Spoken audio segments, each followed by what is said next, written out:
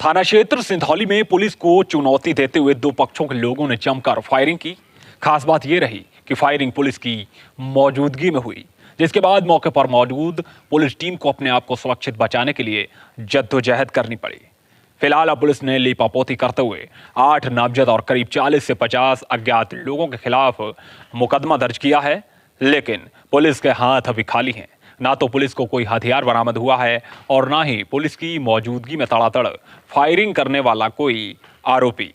खैर, अब बात करेंगे शाहजहांपुर के इस खास बुलेटिन की। शाहजहांपुर जनपद में अभी तक 1066 व्यक्तियों का कोरोना टेस्ट के लिए सैंपल लिया गया है। एक व्यक्ति के पॉजिटिव आने के बाद बाकी सभी लोग नेगेटिव पाए गए हैं। साथ ही 14 लोगों की रिपोर्ट आना अभी बाकी है। आपको बता दें कि जिस क्षेत्र से कोरोना पॉजिटिव मरीज पाया गया था, उसके निवास से 1 किलोमीटर के दायरे में लगभग 8,363 घर थे, जिनमें 20 टीमों के द्वारा सभी घरों की थर्मल स्क्रीनिंग की गई है। अभी तक स्क्रीन किए गए घरों में किसी भी परिवार के किसी सदस्य को कोरोना वायरस के लक्षण दिखाई नहीं दिए हैं। हालांकि 105 लोगों में सामान्य तबीयत खराब होना बताया गया था, लेकिन वर्तमान की स्थिति में किसी भी व्यक्ति में कोरोना का कोई लक्षण नहीं है। थाना क्षेत्र सिंधौली के गांव दिदियुरा में पुलिस की मौजूदगी में दो पक्षों में जमकर फायरिंग हुई। घटना बीती रात की है, जब ट्रांसफार्मर का फ्यूज जोड़ने को लेकर दो पक्षों में तनातनी हो गई। सूचना के बाद मौके पर पहुंची पुलिस ने दोनों पक्षों को शांत कराना चाहा, लेकिन पुलिस की मौजूदगी में दोनों पक्षों ने फायरिंग करना शुरू कर दिया। दोनों पक्षों की ओर से पुलिस पर भी फायरिंग की गई। फिलहाल पुलिस के ललकारने के बाद फायरिंग कर रहे लोग अंधेरे का फायदा उठाकर भागने में कामयाब रहे। फायरिंग के बाद गांव में अफरा तफरी का माहौल बन गया। फिलहाल पुलिस ने कार्रवाई करते हुए करीब आधा दर्जन लोगों के खिलाफ संबंधित धाराओं में मुकदमा पंजीकृत किया है। वहीं पुलिस ने 40 से 50 अज्ञात लोगों को भी आरोपी बनाया है। पुलिस मामले की जांच कर रही। निगोही में बिजली की चपेट में आने से खेत में काम कर रहे मजदूर की मौत हो गई।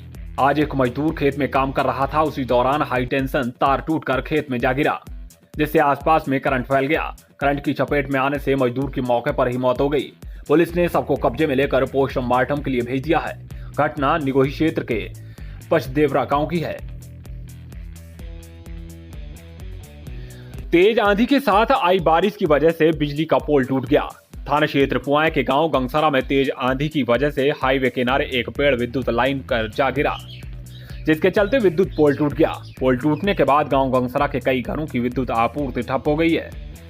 तो वहीं हाईवे पर गिरे विशाल पेड़ की वजह से काफी देर तक आवागमन बाधित रहा।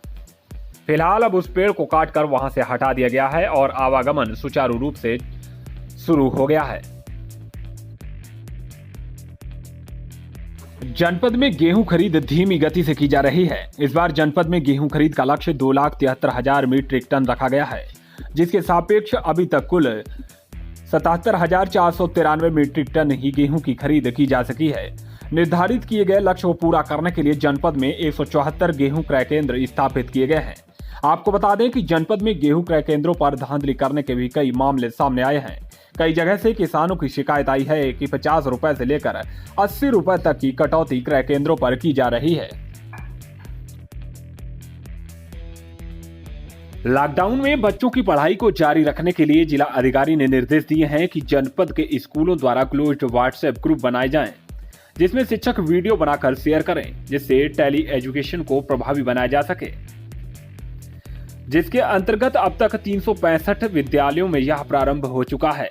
इन 365 विद्यालयों में कुल 1,445 व्हाट्सएप ग्रुप बनाए गए हैं, जिनमें कुल 33,999 छात्र छात्राएं तथा 3,252 शिक्षक जुड़े हैं। साथ ही अभी तक 34,248 शैक्षिक वीडियो बनाए जा चुके हैं।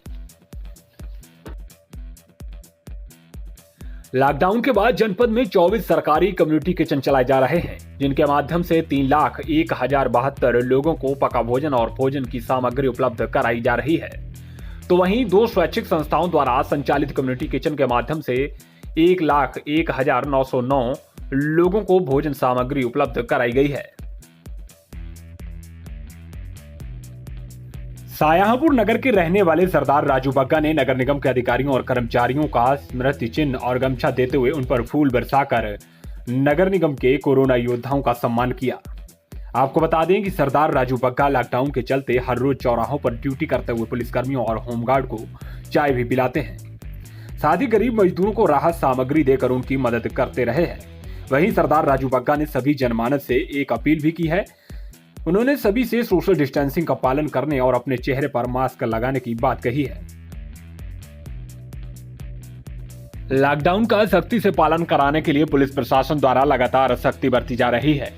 आपको बता दें कि जनपद में धारा 144 और एपेडेमिक एक्ट लागू है। लॉकडाउन के दौरान एपेडेमिक एक्ट के उल्लंघन पर भी कठोर कार्रवाई की जा रही है।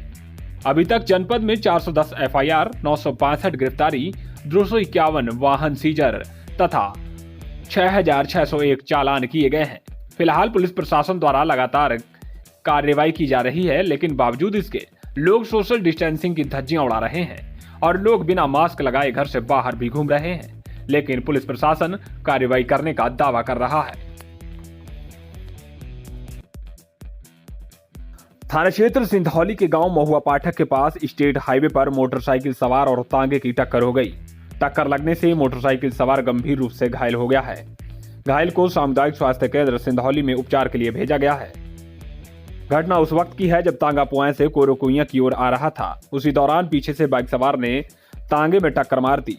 घायल मोटरसाइकिल सवार थाना क्षेत्र सिंधौली के गांव आलमपुर का रहने वाला है।